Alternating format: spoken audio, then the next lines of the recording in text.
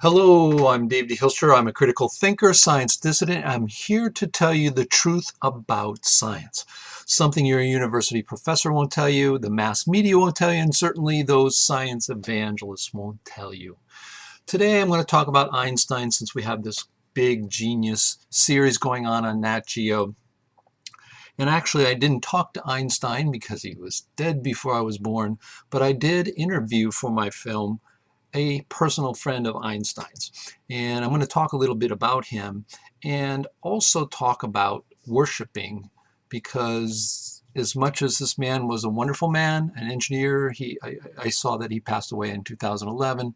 I interviewed him in 2005, 2006 timeframe.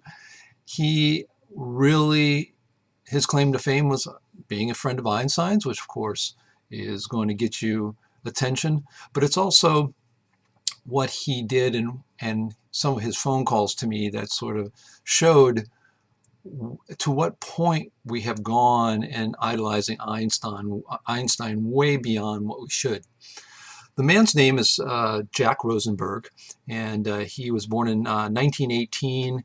When I interviewed him, he was 87, I think. He passed away in his 90s in 2011. He was from Pacific Palisades. You can see this is from the Palisadian Post from the Pacific Palisades in the Los Angeles area. And then I did go to his home and interview him. And he was a personal friend. You can read the stories. I have the links below. And he was basically an electrical engineer, an audiophile, a person who liked audio equipment. And in 1949, for the 70th birthday of Einstein, Oppenheimer, who was the big guy at Princeton, the big physics guy at Princeton, wanted to have a nice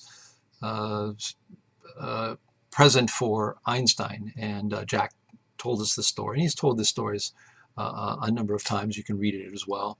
I remember it very clearly. And he mentioned that a friend of his, Oppenheimer, found out that he was playing around with this new receiver for FM.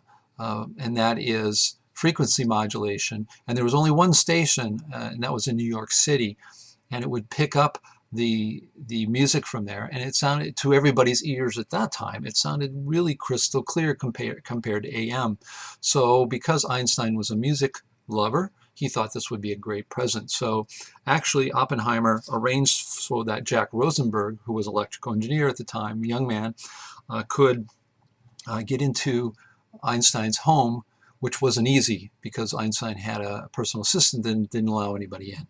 But somehow they talked their way in, and Jack Rosenberg set up an antenna ahead of time so that on the birthday, Oppenheimer and Jack Rosenberg followed each other, Jack following Oppenheimer up to Einstein's home on the campus of Princeton and knocked on his door. And then Einstein, assistant came to the door, Jack said, and the assistant called for Einstein because Oppenheimer obviously is somebody important.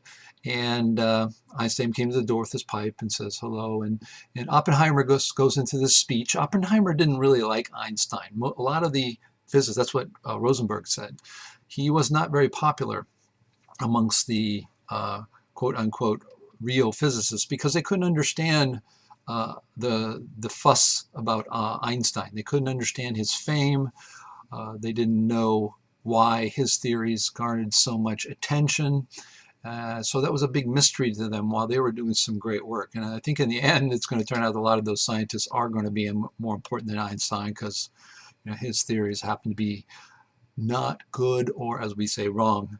But getting back to the story, Oppenheimer's sitting there and he's telling the story to Einstein, and Jack Rosenberg has this box. And then the idea was, while Oppenheimer was praising Einstein, and Einstein was just, they weren't good friends. That's what Jack said. They just didn't get along a lot, but he had to do it because of the fame Einstein had. And so Oppenheimer was trying to say profound words on his 70th birthday, blah, blah, blah. And while he was doing that, Oppenheimer sort of took an advantage and slipped in the door, coming through with the box. And Oppenheimer continued to talk with Einstein. The idea was, as he was talking, Oppenheimer would go up and hook up the receiver. Well, it turns out right in the middle of the speech while Oppenheimer's talking, Einstein turns and then goes through the house, up the stairs to where he saw Rosenberg go upstairs, and with his pipe, and left Oppenheimer. Oppenheimer just stopped talking. It was like jaw dropped. What's going on? Einstein didn't care, and he went upstairs and was watching Oppenheimer hook up this FM receiver. Of course, he didn't know what it was, and with a pipe in his mouth, Einstein turned to looked at on Oppenheimer, Rosenberg. Well, I don't think he may have met, but really didn't know, and said, "You've been here before," and with a smile. And Rosenberg said, "Yeah." He obviously saw the hookup and perhaps even had observed that. And so he hooked it up and, of course, told Einstein it was what it was. He was absolutely fascinated. He hooked it up and they tuned in the one radio station at the time from New York City, and Einstein just loved it. He just fell in love with the audio quality. To him, it sounded almost live, and he was really grateful and became friends with Jack Rosenberg. And Jack said at that point, every couple months, Einstein would invite Jack and his wife over to just chat, have dinner, and chat about things.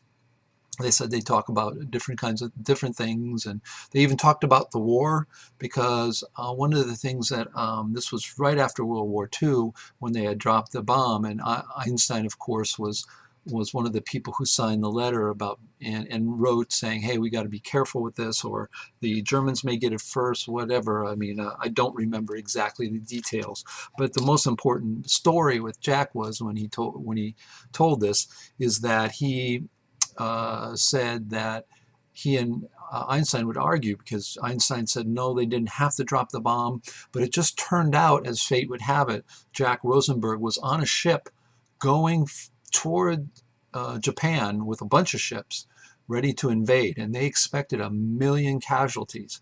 So Jack, once the bombs were dropped on Japan, even though there were lots of innocent people killed, it probably saved a lot of lives. They think it saved maybe a couple million casualties of the war. So Jack was actually grateful that that happened, and Einstein was always agonizing over that. That's one of the things that Jack said.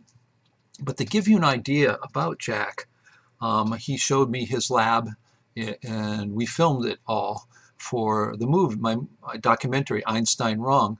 Well, I filmed everything, and it turns out that's not in the film, but that's the end of the story. But today, what happened was Jack was showing us everything, and his claim to fame really was that he was a friend of Einstein's, a personal friend. Until Einstein died, he would go over to his house very regularly and meet and just talk.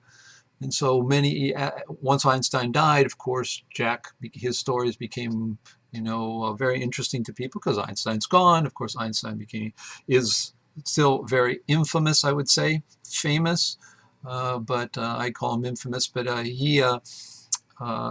Jack, during this time, when I filmed him and I was making the documentary, I told him it's a documentary about Einstein. I did not tell him the title because I wanted to get the story before I'd have any problems, perhaps.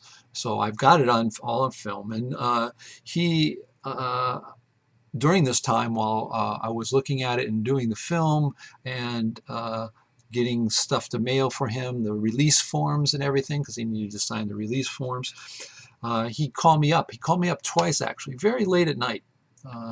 Had to be close to midnight both times, very late. And I get a call. I says, "Hey, this is Jack." He would say, "Dave, hey, this is Jack." And I go, "Oh, hey, Jack, how's it going?" He goes, "Oh, I forgot to tell you. Do you know who the best musician who ever lived is?" And I'm thinking, why is he telling me this? And he says, "Mozart." And he goes, "You want to know why?" I go, "Sure." He says, "Well, that was Einstein's favorite musician." And I could see he was really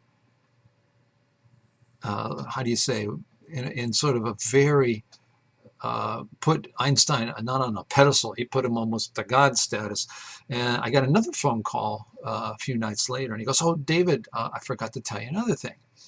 And I said, "What's that?" He says, "Do you know who's the funniest man in the world?" And I go, "No, I don't." He goes, "Groucho Marx." And I thought, I think I know the answer, but I asked, "Well, why is that?" He goes, "Well, that was Einstein's, who said it was the funniest person he had ever met." And that really showed me how much this guy really worshiped this man. I'm thinking to myself, I'm not sure he's going to sign my waiver form, release form, so that I can have him in the movie. And so, of course, I'm thinking, okay, this isn't going to work. So I sent him the release form and the mail, and then I waited. About 4 or 5 days later, I get a phone call during the day this time, and he goes, "Hey, David?" And I said, "Yeah." He says, "This is Jack." And I said, "Oh, hey, how's it going, Jack?" He says, "Is this the title of your movie?" Of course, he didn't even say what it was. And of course, it was Einstein wrong. I said, "Yes." And he says, "Can I tear this up?" And I said, "Of course you can." And that was it. After that, I never had any contact with him. So that's my story. It goes to show you, even the people who personally knew Einstein as a friend have come to worship him. That's beyond reality. Einstein is a human being. He is not a god, as Dr. Cynthia Whitney, who is a PhD from MIT, says in my documentary, Einstein Wrong, where you won't find Jack Rosenberg. But I hope that was an interesting story and shows you that, folks, he is just a person. His theory is just that, and in fact, it's wrong for many different reasons. If you take the time to look, you can find it. And so remember, that's enough for today. And always remember that don't take what anyone says on faith. Stay critical, stay thinking. I'm Dave D. Hilster, your science therapist. Ciao for now.